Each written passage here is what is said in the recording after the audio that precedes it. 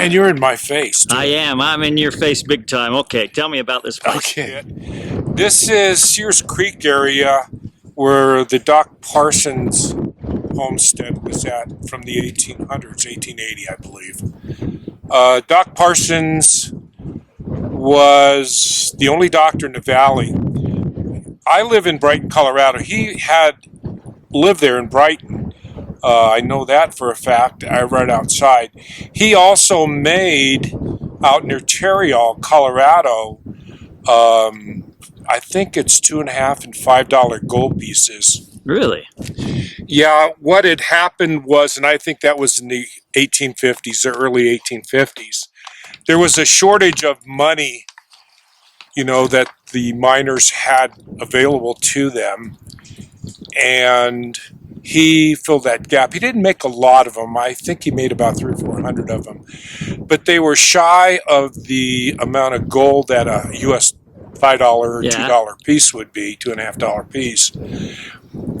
So he sold it to them, and he took the difference as a premium for minting them. But that was over in Terriall. That was over in South Park area. He did come into the valley here in the 1880s, I believe, and he was the only doctor here. He's buried up here at the Lador School. There's a marker up there.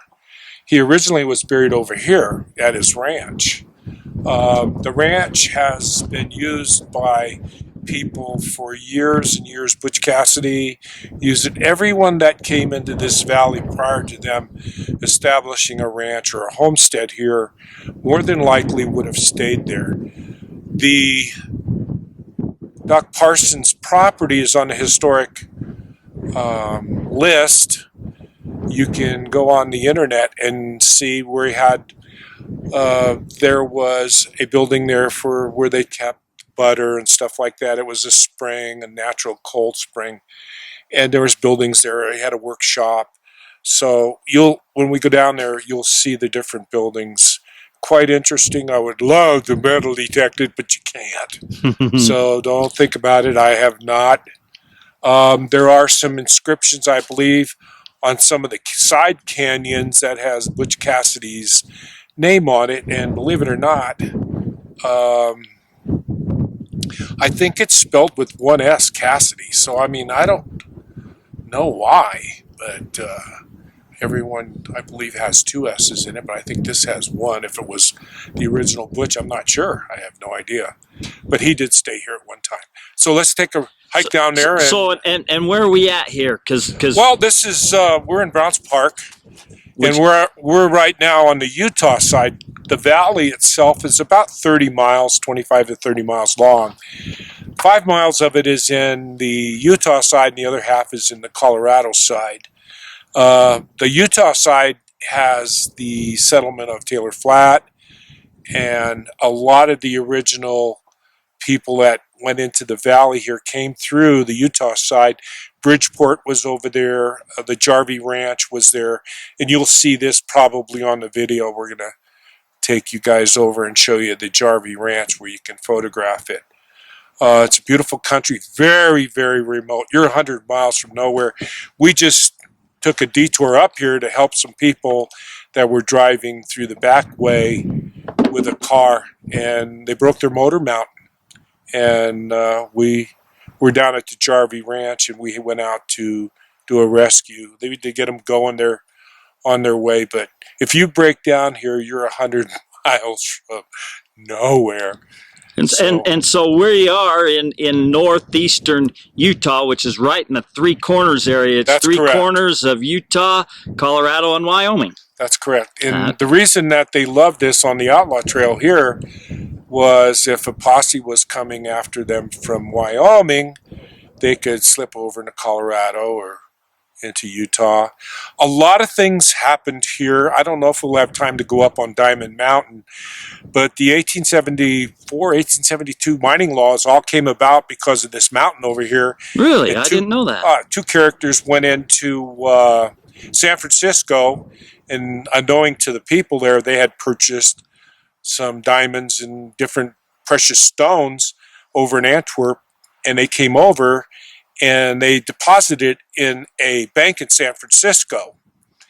And, well, of course, these guys that owned a bank back in that time period in the 1870s, you know, they knew if a miner come in there, they took a peek, and they finally cornered these guys. And the guy said, well, we found a diamond mine in an area, a remote area.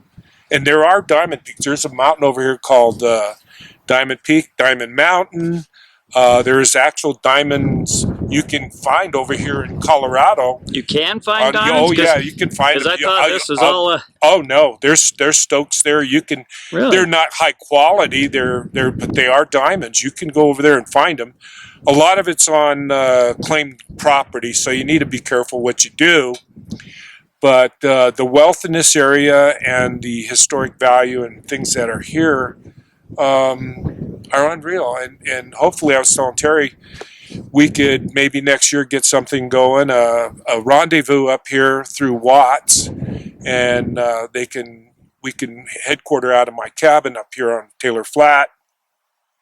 And we can start exploring some of the areas back in here. Now, have fun. So the Diamond Mountain thing, you know, I've heard about that. Yeah, where it was a scam deal. Yeah, they put them in there, and so these guys conned them, and they came in through Wyoming on the train, and he blindfolded them, and he took them back up here, and they had salted Diamond Mountain up here, and these geologists went up there, and they found them. This story, you can see them in some of the treasure magazines. Yep.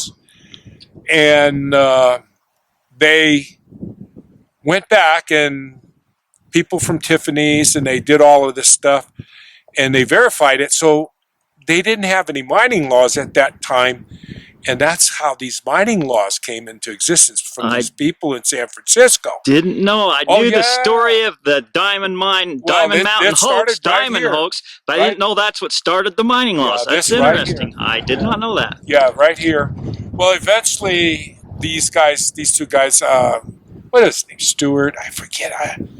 I want to say it begins with an A. Caught me at a loss. But they eventually sold it to these guys for $1 million. Now, you got to remember, 1870s, $1 million. Yeah. Oh, my God. Yeah. Lots of money. But it was proven later on that the diamonds, you could see cut marks on them and stuff, and they figured out that they got hornswoggled by these. You never did find these guys. So the bad guys won on that one. So, and the only thing good that came out of it was the mining laws, thank God. So they're still in effect. Let's go down and take a look at the ranch. And most of the people that came in the valley went there. I think that's his workshop over there, and the old spring area over there where he kept his food and stuff cool was over there. He was buried down there, but like I said, he moved. But this valley here is fed by Sears Creek, which is up there.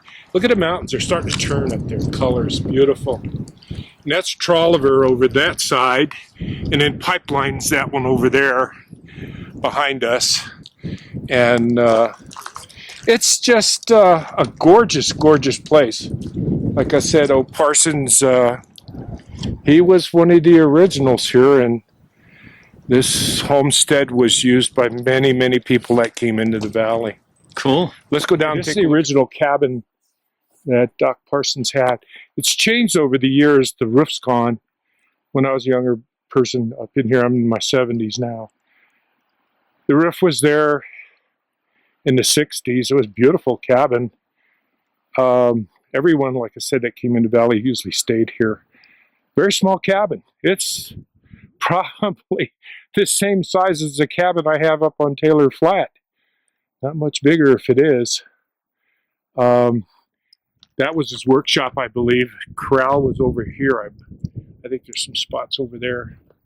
And we're not that far from there's the Green River over there. Yeah. A couple 100 yards away. Yeah, there's a lot in here as far. This is usually has water, and it's one of the few places that has water running down, so it was very desirable to be here. Yeah, you can see that with all these trees here. There has to be. Yeah, the Jarvie Ranch and this were the two main things in the Utah side. So this is They were going to tear it down, but people in Utah, glad they didn't. Yeah, people in Utah raised hell with them. Good for them. And they've destroyed so many cabins. Government is just stupid. I've gone into places in remote locations. There was cabins. I've gone back years later to go see them again. Not a trace. If you didn't know they was there, you would never know they was there. And that makes me so mad because it's destroying history. Yeah, well, that happened with Matt Warner's cabin up here. We're going to go there someday and take a look at where he was at. He was one of Butch's guys. It's on one of the old maps, and I know exactly where it's at. Cool. In time, we'll go see that. But let's go take a look. There's more down there. It's just gorgeous down here. It is. This is nice. I wish we could use metal detectors. We can't. No metal detectors. No metal detectors. No. Just enjoy the view. Yep. Well, the view is cool to see the old history, how they lived, you know, back in the 1800s. Well, like those people that came through here, we helped. You know, they got stuck. They didn't realize, you know, when you're 100 miles from nowhere, you're 100 miles from nowhere. Yeah. And there's Terry and I and his son were down there at the Jarvie Ranch, and the ranger came up and said, "Can you help these folks?" "What's wrong?" "Well, they have a car problem." So where she explained where it was, I knew it was out this way. So there's no square deal, looks like. But you know, these people, you take your risks when you come out in the middle of nowhere. There's a lot of wild critters here. I've seen lions and tigers and bears. Oh my! You know, so enjoy the area, but be very, very careful. Was there something else up over there? Them pile of rocks are interesting. These were, a lot of this stuff are root cellars. Okay. They're root cellars. They're rock root cellars. Yeah. So, you know, they grew their food and they had to store it. A lot of them were stored in these root cellars, and you know, have no idea what's in a lot of this. This is a beautiful valley. God. That's why I have a little cabin up in this area. Close to everything. That's pretty cool, huh? Yeah, I would have had no idea these things were here. Well, like I said, I knew there was a lot of history went on in Browns Park with the outlaws, you know, but just the people that homesteaded, you know. They had to be pretty hardy because this is a long, like you say, a long ways from nowhere. Yes, it was. This is the workshop, I believe, right here. There were some more buildings down there around the corner. They're gone now. But that's pretty cool that some of the old some of the old stuff is still here. People haven't stolen them. That's pretty cool. Yeah. See the difference in temperature? Yep.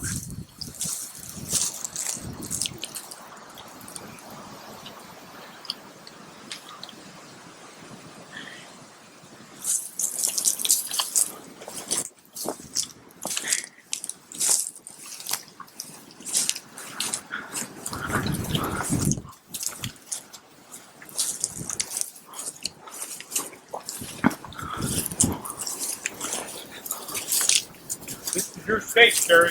This is my state. This is what they used to tie up. They used to shackle the prisoners here, their feet to this, so they couldn't get away at night. Whoop. That's pretty cool. Thank you, Jim. Oh, you are so welcome. We have more to explore in time.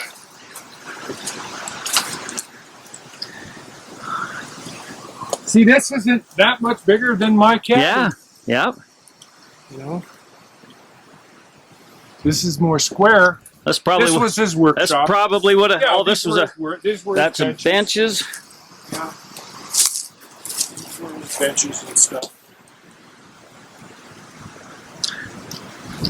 Cool. Gorgeous. It is. Thank you. This is awesome. Enjoy history because it's going to be gone. Yep, it's going to be gone.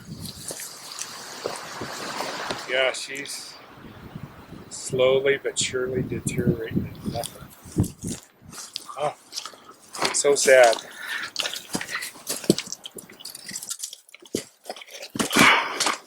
Enjoy it while we got it. God. Well, I'm going to start climbing a hill here. In a while. Oh, Lord.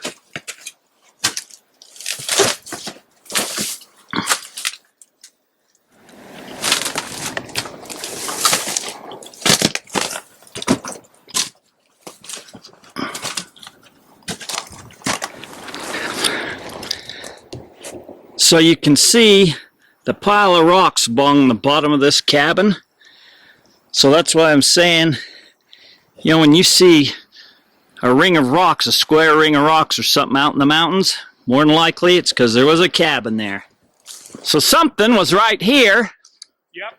You can see, and that's kind of part of the things when you're looking for things, you look for things that aren't natural, and this square shape of rocks here is not natural. So that was put there for a reason, whether it was a little outbuilding there, I don't know why that done there, but that's how you know that there was, if there is no tale if there is no tales of cabins or things, if you see something like that, that was put there for a reason, so you know it's man-made, so you knew something went on there, but you just don't know what.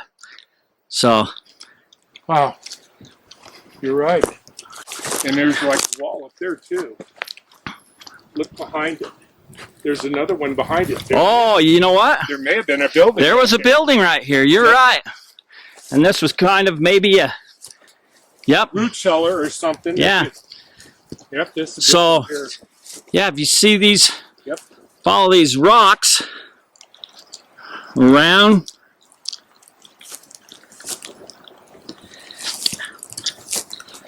Something was here. So there was something right here in this area, you know, and that's what you look for when you're out exploring. It's the size you look for things. It's the size of a cabin. You look for things that don't look natural, and there was probably a cabin right here. Yep. Or a workshop or something. Something, yep. Corral. Yeah, there was another something here.